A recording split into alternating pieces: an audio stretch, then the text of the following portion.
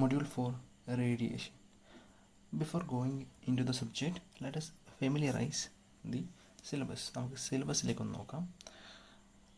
Nature of thermal radiation, definitions and concepts, monochromatic and total emissive power, intensity of radiation, solid angle, absorptivity, reflectivity and transmissibility, concept of black body, Planck's law, Kirchhoff's law, Wein's displacement law, Stefan-Boltzmann law, black, grey and real surfaces, configuration factor, derivation for simple geometries, electrical analogy, heat exchange between black, grey surfaces, infinite parallel plates, equal and parallel opposite plates, perpendicular rectangles having common edges, parallel disk simple problems using charts and tables, radiation shield, no derivation. Just ഒന്ന് syllabus വായിക്കുക. അപ്പോൾ നമുക്കൊരു എന്തെങ്കിലും കുറച്ച് terms ഒക്കെ കിട്ടും. അപ്പോൾ പ്രത്യേകിച്ച് ഒരു ഐഡിയ ഉണ്ടാവില്ല. അതുകൊണ്ട് ഞാൻ ഈ സിലബസിനെ മൂന്നാക്കി ഡിവൈഡ് ചെയ്യാണ്. സോ ഫസ്റ്റ് പാർട്ട് എന്ന് പറയുന്നത് ഡെഫിനിഷനാണ്. ഡെഫിനിഷനിൽ നമ്മൾ വരുന്നത് കുറച്ച് പുതിയ പുതിയ ടേംസ് ഉണ്ട്. ഇപ്പോൾ monochromatic radiation, total emissive power, then solid angle, absorptivity, ഇങ്ങനെയുള്ള ടേംസുകളുടെ ഡെഫിനിഷൻസ്. ഇതാണ് നമ്മൾ ഫസ്റ്റ് പാർട്ടിൽ പറയുന്നത്. സെക്കൻഡ് പാർട്ടിൽ നമ്മൾ Planck's law, Kirchhoff's law, Wien displacement law, അതായത് ഗവേണിംഗ് ലോസ്, അതാണ് സെക്കൻഡ് പാർട്ടിൽ. തേർഡ് പാർട്ടിൽ നമ്മൾ കുറച്ച് എന്തെങ്കിലും radiation heat transfer problems, numericals, അതാണ് നമ്മൾ ബേസിക്കലി ഉദ്ദേശിക്കുന്നത് പ്രോബ്ലംസ്. ഇതേ മെത്തേഡ് തന്നെയാണ് നമ്മൾ കണ്ടക്ഷനിലും കൺവെക്ഷനിലും ഫോളോ ചെയ്തത്. ബേസിക് ഡെഫിനേഷൻ പറഞ്ഞു, അതിനുശേഷം ലോ പറഞ്ഞു, അതിനുശേഷം നമ്മൾ പ്രോബ്ലം ചെയ്തു. ഇവിടെയും സെയിം തന്നെയാണ്, സെയിം പ്രൊസീജിയർ തന്നെയാണ് നമ്മൾ ഫോളോ ചെയ്യുന്നത്. ഇവിടെയും അവിടെ നമ്മുടെ ഉദ്ദേശം ക്വാണ്ടിഫിക്കേഷൻ ഓഫ് ഹീറ്റ് ആയിരുന്നു, ഹീറ്റ് ട്രാൻസ്ഫർ അതിൻ്റെ ക്വാണ്ടിഫിക്കേഷനാണ്. ഇവിടെയും നമ്മുടെ ഉദ്ദേശം ഹീറ്റ് ട്രാൻസ്ഫർ ക്വാണ്ടിഫൈ ചെയ്യുക എന്ന് തന്നെയാണ്. ഓക്കെ, സോ നമുക്ക് സബ്ജക്റ്റിലേക്ക് കടക്കുന്നതിന് മുന്നേ ഒരു 4 points you have to keep this in mind. ഈ 4 പോയിൻറ്റ്സ് നമ്മൾ മനസ്സിലുണ്ടാവണം, എങ്കിൽ നമുക്ക് ഈ സബ്ജക്റ്റ് കുറച്ചുകൂടെ സിമ്പിളാവും. ഓക്കെ, സോ പലർക്കും ഈ റേഡിയേഷൻ എന്നത് ഒരു ടഫ് സബ്ജക്റ്റാണ്, പലർക്കും ഒരു ടഫാണെന്ന്. സോ ഞാൻ ഇപ്പം മാക്സിമം സിംപ്ലിഫൈ ചെയ്തൊരു രീതിയിലേക്ക് ഞാനിതിനെ മാറ്റിയിട്ടുണ്ട്. സോ ഒരു 4 പോയിൻറ്റ്സ് നമുക്ക് നോക്കാം. ഓക്കെ, ദ ഫസ്റ്റ് പോയിന്റ് എന്ന് പറയുന്നത് all solid and liquid surfaces at all temperature emits thermal radiation. Okay, ഏതൊരു സോളിഡ് ആയിക്കോട്ടെ ലിക്വിഡ് ആയിക്കോട്ടെ, ഈവൻ ഗ്യാഷ്യസ് സബ്സ്റ്റൻസസ്, ഗ്യാസൊക്കെ തെർമൽ റേഡിയേഷൻ എമിറ്റ് ചെയ്യുന്നുണ്ട്. പക്ഷേ ഗ്യാസിൻ്റെ കേസിൽ അത് ക്വാണ്ടിറ്റി വളരെ കുറവായതുകൊണ്ട് നമ്മൾ സാധാരണ ഗ്യാസ് എന്ന് പറയാറില്ല, പക്ഷേ ഹൈ ടെമ്പറേച്ചറിൽ കൂടും. Okay, so at all temperature, ഇവിടെ ഇപ്പോൾ നോക്കേണ്ട point, at all temperature solid and liquids surfaces will emit thermal radiation. ഇനി നമുക്ക് നമ്മുടെ ഉദ്ദേശം അത് ക്വാണ്ടിഫൈ ചെയ്യുക എന്നുള്ളതാണ്. സോ നമ്മളതിൽ അടുത്ത ലോയിലേക്ക് വരും. അതിന് മുമ്പ് ജസ്റ്റ് ഒന്ന് ഞാൻ സ്റ്റീഫൻ-ബോൾട്ട്സ്മാൻ ലോ ജസ്റ്റ് ഒന്ന് ഫെമിലിയറൈസ് ചെയ്യാൻ വേണ്ടി പറയുകയാണ്. സ്റ്റീഫൻ-ബോൾട്ട്സ്മാൻ ലോ ആണ് നമ്മൾ തെർമൽ റേഡിയേഷൻ ക്വാണ്ടിഫൈ ചെയ്യാൻ യൂസ് ചെയ്യുന്നത്. സ്റ്റീഫൻ-ബോൾട്ട്സ്മാൻ ലോയിൽ നമ്മൾ ചെയ്യുന്നത് ഇത്രയേ ഉള്ളൂ. By definition Q/A, that is rate of emission per unit area is proportional to T⁴. ഞാൻ ക്ലാസ്സിൽ മുന്നേ പറഞ്ഞിട്ടുണ്ട്, T⁴ ആണ് സാധാരണ. ന്യൂട്ടൺസ് ലോയിലൊക്കെ Q പ്രൊപ്പോർഷണൽ ടു T ആണ്. ഈവൻ ഫോറിയർ ലോ ആണെങ്കിലും Q proportional to ΔT, temperature difference ആണ്. പക്ഷേ ഇവിടെ എന്ന് വെച്ചാൽ T⁴ ആണ്. അതായത് ഹയർ ടെമ്പറേച്ചർ കൂടുന്നതിനനുസരിച്ച് റേഡിയേഷൻ പ്രിഡോമിനൻസ് കൂടും. ലോ ടെമ്പറേച്ചറിൽ റേഡിയേഷൻ്റെ പ്രിഡോമിനൻസ് കുറവായിരിക്കും. ഓക്കെ, ഈ ഒരു ലോലിൻ്റെ ഒരു സിഗ്നിഫിക്കൻസ് ആണത്. ഇപ്പോൾ നമ്മൾ ഫോണിലും ഗെയിം കളിച്ചുകൊണ്ടിരിക്കുമ്പോൾ ഫോണിൻ്റെ ബാക്ക് സൈഡ് ഹീറ്റ് ചെയ്യുന്നുണ്ടാവും. ആ ഹീറ്റ് ചെയ്യുന്ന ടെമ്പറേച്ചർ ഏകദേശം ഒരു 40-43 ഒക്കെ വരും.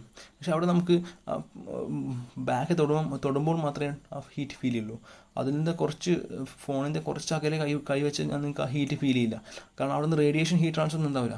എന്നാൽ അതേ സമയത്ത് നിങ്ങൾ കുക്ക് ചെയ്യുമ്പോൾ ഏകദേശം 200 ഡിഗ്രിയിലൊക്കെ എന്തെങ്കിലും പാൻ്റെ മുകളിൽ വെക്കുമ്പോൾ പാൻ്റെ അവിടെ നിന്നൊക്കെ ചെറിയൊരു heat transfer, thermal radiation heat transfer നമുക്ക് ഫീൽ ചെയ്യാൻ സ്ലൈറ്റ്ലി ഒരു ഫീലിംഗ് ഒക്കെ കിട്ടും. കാരണം കുറച്ച് ഹൈ ടെമ്പറേച്ചറിലേക്ക് വരുമ്പോൾ കുറച്ചുകൂടെ റേഡിയേഷൻ ഉണ്ടാവും. It depends. So my point is like Stefan Boltzmann law എന്നൊരു ലോ ഉണ്ട്. അതാണ് ആക്ച്വലി നമുക്ക് കുറച്ചുകൂടെ ക്വാണ്ടിഫിക്കേഷൻ തരുന്നത്. By Stefan Boltzmann law, Q/A proportional to T⁴.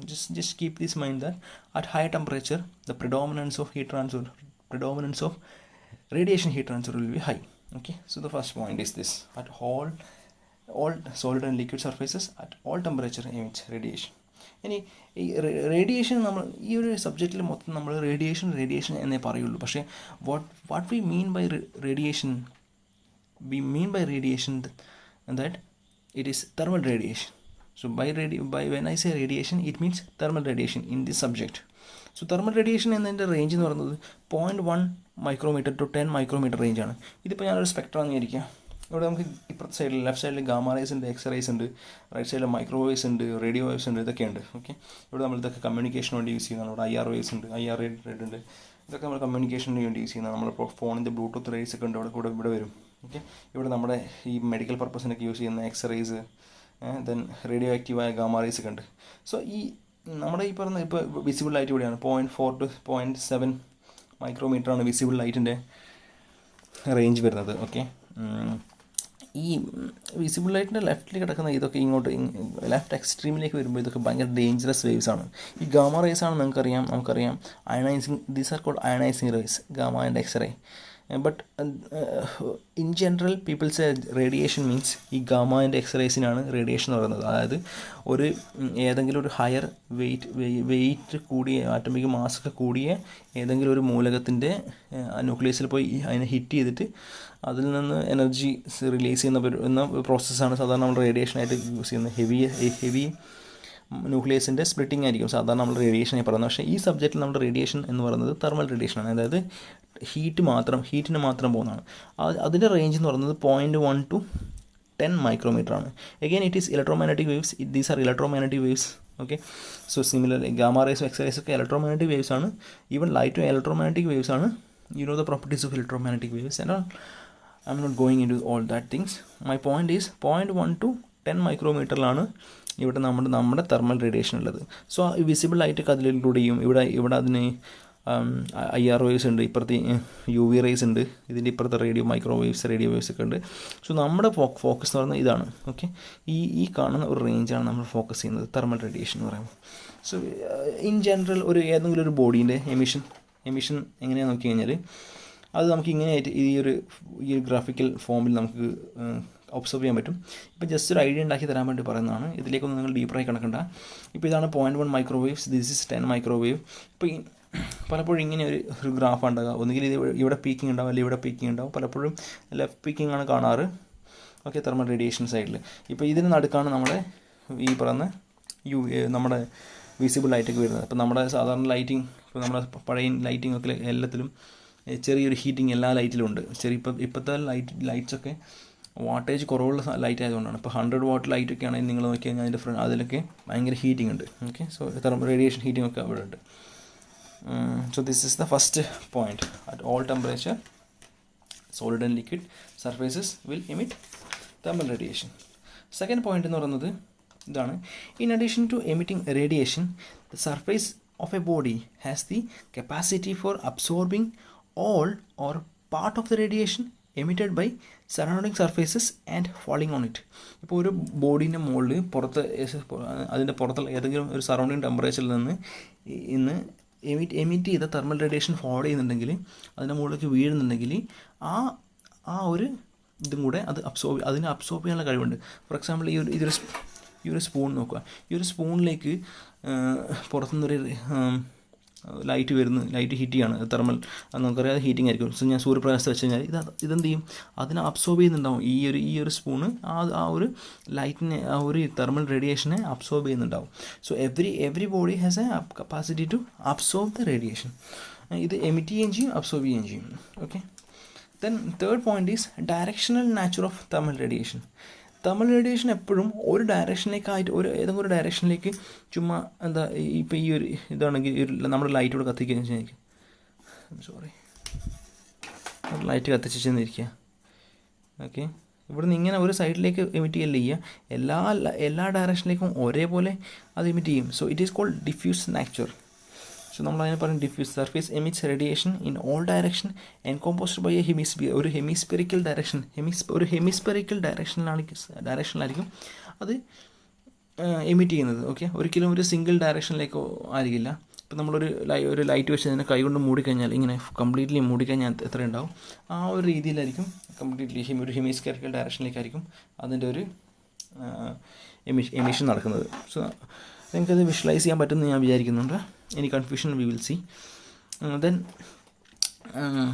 we shall be concerned only with situations involving radiation exchange between surfaces in which space between the surface is a vacuum or is occupied by gas which does not participate in the radiative exchange in any way. അതായത് ഏതെങ്കിലും തരത്തിൽ നമ്മുടെ രണ്ട് surface, ഈ രണ്ട് സർഫേസാണെന്നിരിക്കുക, ഈ രണ്ട് സർഫേസിനിടയ്ക്ക് ഒരു റേഡിയേറ്റീവ് ഹീറ്റ് ട്രാൻസ്ഫർ ഉണ്ടെങ്കിൽ ഇതിന് തമ്മിൽ വാക്വം, ഒന്നുകിൽ ഇതിന് വാക്വം ആയിരിക്കും, അല്ലെങ്കിൽ ഇതിൻ്റെ തമ്മിലുള്ള ഈ രണ്ടിനും ഇടയ്ക്കുള്ള ഗ്യാസ് ഇതിൽ ഹീറ്റ് ട്രാൻസ്ഫറിൽ പങ്കെടുക്കുന്നില്ല. ഇപ്പോൾ ഈ ഗ്യാസിൽ കൂടെ നമുക്ക് ഒരു കൺവെക്ഷൻ പോസിബിളാണ്. പക്ഷെ നമ്മളിപ്പം ക്വാണ്ടിഫൈ ചെയ്യാൻ പോകുന്നത് പ്യൂർലി റേഡിയേഷൻ മാത്രമാണ്. In practice we have situations involving combined heat transfer. ഇപ്പോൾ ഒരു പവർ പ്ലാന്റൊക്കെ ഒരു ബോയിലറിൻ്റെ ഒക്കെ എടുത്തു കഴിഞ്ഞാൽ നിങ്ങൾ അതിൽ ബോയിലറിൻ്റെ ഒക്കെ ഹീറ്റ് ട്രാൻസ്ഫർ ക്വാണ്ടിഫൈ ചെയ്യുമ്പോൾ അതിൻ്റെ അകത്ത് കമ്പൈൻഡ് ഹീറ്റ് ട്രാൻസ്ഫർ, കൺവെക്ഷനും വരും, കണ്ടക്ഷനും റേഡിയേഷനും ഒക്കെ വരുന്നുണ്ട്. പക്ഷേ ഈ ഒരു സബ്ജക്റ്റിൽ നമ്മൾ we are dealing only with radiation. Okay, so in between ഇപ്പം വാക്കോ ഇല്ലെങ്കിലും ഇപ്പോൾ എയറൊക്കെ ആണെങ്കിൽ പോലും അവിടെയുള്ള കൺവെക്ഷൻ നമ്മൾ ക്വാണ്ടിഫൈ ചെയ്യുന്നില്ല. We are dealing only radiations. Okay, ഈ ഒരു അണ്ടർസ്റ്റാൻഡിങ്ങിലാണ് നമ്മളിവിടെ ഈ ഒരു സബ്ജക്റ്റ് കവർ ചെയ്യുന്നത്. Let me summarise things. നമ്മളിപ്പോൾ സിലബസ് എടുത്തു. ആ സിലബസിന് നമ്മൾ 3 പാർട്ടാക്കി തിരിച്ചു. ഫസ്റ്റ് പാർട്ടിൽ നമ്മൾ ഡെഫിനിഷൻ ആക്കി, സെക്കൻഡ് പാർട്ടിൽ ലോസ് പറയാൻ പറഞ്ഞു, തേർഡ് പാർട്ടിൽ നമ്മൾ പ്രോബ്ലം ചെയ്യും. ഓക്കെ, ഇതിപ്പോൾ നമ്മൾ സിലബസിലേക്ക് കടന്നിട്ടില്ല. സിലബസിലേക്ക് കടക്കുന്നതിന് മുന്നേ 4 പോയിൻറ്റ്സ് ഞാൻ പറഞ്ഞു. ആ ഫസ്റ്റ് പോയിൻ്റ് എന്ന് പറയുന്നത് എല്ലാ ലിക്വിഡ്സും സോൾഡ് ആയിക്കോട്ടെ, ഏത് ബോഡി ആയിക്കോട്ടെ, at any temperature it will emit radiations. They are emitting all radiation emitted will be EM waves, electromagnetic waves, and we can quantify it using Stefan-Boltzmann law. By Stefan-Boltzmann law, it says Q by A is proportional to T power 4. Then the range of thermal radiation is 0.1 to 10 micrometer, so which includes visible light and a part of almost these IR waves and almost kind of UV rays. UV and IR will come. No gamma. We are not dealing with gamma. We are not dealing with X-rays. These are ionizing waves. We are dealing only with thermal rays which increases the temperature. These are non-ionizing. Okay, radiation is our radiation. The radiation which we are concerned is non-ionizing. Okay, these are ionizing. Keep this in mind. This is in general nature of radiation usually. Okay, so the second point is, in addition to emitting radiation, all surfaces will absorb. They are also a good absorber. Absorb a part or full of the radiation emitted by the surrounding. Then the hemispherical natural, that is the diffuse emitter. Every emitter is a diffuse emitter. That means it emits radiation in all directions, not in a single direction, all direction. And the fourth one is, there is no vacuum, there is no space in between two radiating devices, like either there is vacuum or the air is not taking part in radiation. Okay, in the next lecture we will get into the syllabus. Okay.